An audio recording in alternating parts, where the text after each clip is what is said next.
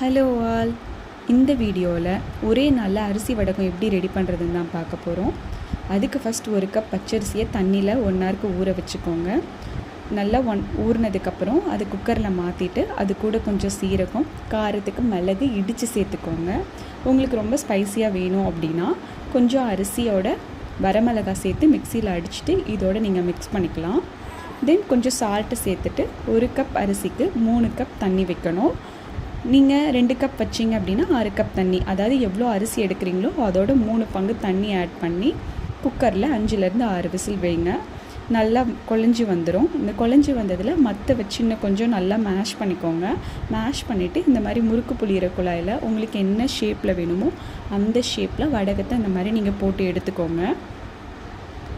நாங்கள் கொஞ்சம் வட்டமாகவும் கொஞ்சம் நீளமாகவும் குச்சியாகவும் வடகத்தை நாங்கள் போட்டு எடுத்துருக்கோம். இதை நீங்கள் வெயிலில் தான்